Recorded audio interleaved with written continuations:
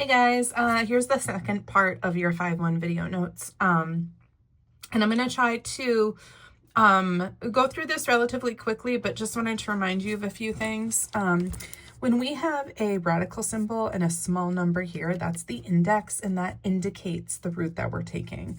So here we're taking the third root of 64 as well as the third root of y to the sixth, right? So we can kind of deal with those pieces individually if we want, just smoosh them back together because it's a product. So in order to do that, the third root of 64 is 4, and the third root of y to the sixth is y squared. That's because y squared raised to the third power would be y to the sixth. So when we're taking a root of a power, it's safe to divide. So that is going to be our answer for this guy. This one's going to be, it's going to feel similar, but it is a little different. And I always make my indices obnoxiously large so that I can see them. It feels like this is going to be x over y squared, and it is and it isn't. So this is where we get into a tricky situation where this is true as long as x is positive, but if x started negative, and then I raised it to the fourth power, it became positive. And then if I took its fourth root, that fourth root would have also been positive. So we have to kind of like think about how do we then say x is the root, but ensure that it's positive, right? Because if we take, if we raise something to a fourth power, it will be positive. And then when we take its fourth root, it will still be positive, even if it started negative. So we sort of compensate for that by just saying, okay, but take its absolute value, and then it'll be positive no matter what.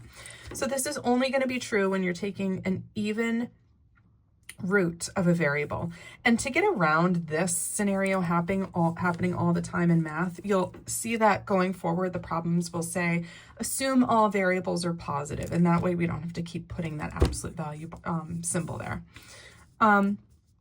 For questions like this, where we have sort of like very specific indices and a mixture of exponents that are multiples of that index or not, I like to split this into like the perfect powers and then the leftover. So for me, I'm going to start by splitting this into all the stuff that I can take the fifth root of. So I can take the fifth root of a to the fifth. I can take the fifth root of b to the 10th, and I can take the fifth root of c to the fifth. So again, notice I'm pulling exponents that are the largest multiples of 5 that fit within those powers, okay? And then everything else has to go in the leftover. So that 4, the other 3 8s that made up the a to the 8th, those 4 b's, and none of the c's, right? The c's all fit within the perfect power piece. Boy, that's a lot of p's. So I'm going to take that root, okay? So that's going to be a b squared c. Notice that even if the problem didn't say assume all variables are positive, I wouldn't have had to do this thing here with the absolute value because these were odd roots anyway. And then I'm going to just attach that leftover fifth root piece for a cubed b to the fourth. I can't do anything with that, and it doesn't really look pretty. We like to joke like that's simplified. That's not, even though this looks much nicer. But this one, as much as could be rationalized, has been rationalized. Here, if you recall, we cannot leave radicals in denominators. It's one of those big rules when we simplify exponential expressions. So there's a few ways to approach this. I'm going to show you the way I like to approach it, which is scale this up until it is a power of 3, or multiple of 3, I should say. So the deal with fractions is you can always make them equivalent fractions by multiplying a fraction by 1.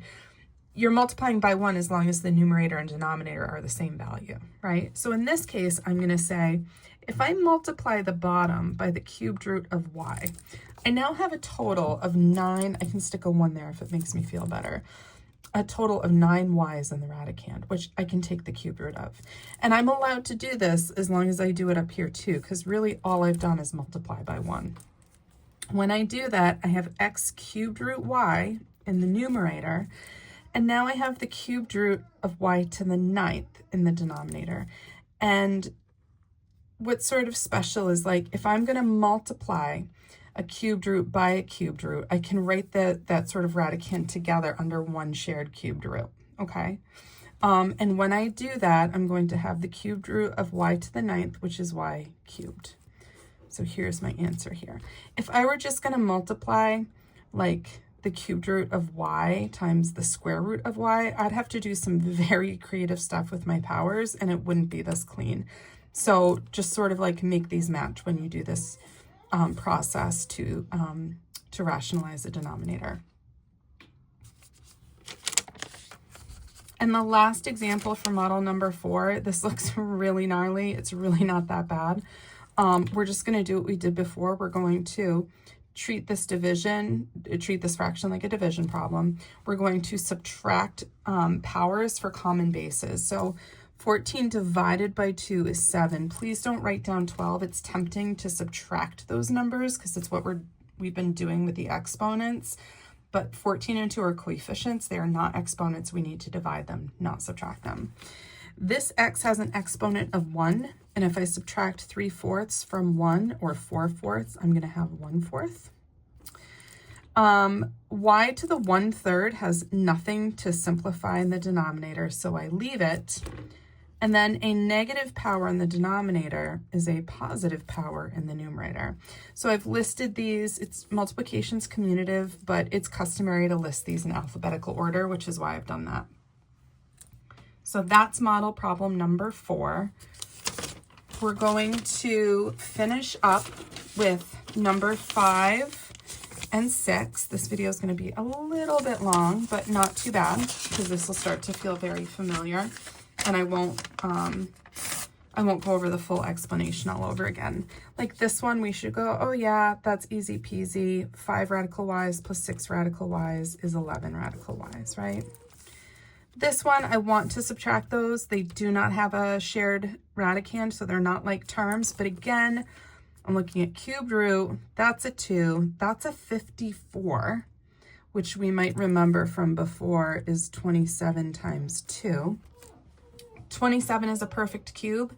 2 is not. That would be the leftover piece. So the approach I'm going to take is I'm going to rationalize as much as I can from each piece here. So here I can actually take the cubed root of z to the 5th. I'm sorry, z to the 3rd. And then my leftover would be the cubed root of 2z squared.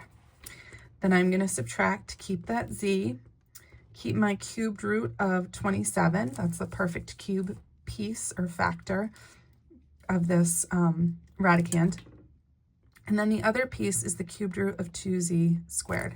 So when you do this, what I hope you're seeing is that this cubed root of 2z squared and this cubed root of 2z squared, as kind of scary as that looks, they match. And what's nice about them matching is that means we have like terms, which means I can consolidate those coefficients, right? So this is now, all of this is 12z, and all of this is 3z. And then this green stuff comes down, right? So not only do the radicands match and this root piece match, but 12z and 3z also need to match, right? So our common terms are actually z cubed root 2z squared. And when I subtract 3 of those from 12, I'm left with 9z cubed root 2z squareds. Okay. The last two look different from the rest, excuse me, but they're actually kind of fun because they're really just a demonstration. I believe this is I think this is model number 6 here. They're really a demonstration in what you can't do that we sometimes want to do, okay? So what we might want to do when we see a problem like this is we might want to say, oh, wait a minute, I know that if I have a negative exponent in the denominator, I can just move it up into the numerator and make it positive and kind of move forward from there. So that works and it doesn't work. It works really well when you have a singular term. It does not work well when you have multiple terms written as a sum like this. And the reason for that is because if I actually write these in a denominator, the denominator is going to be 1/27th plus 1/9. That is not the same as 27 plus 9, right?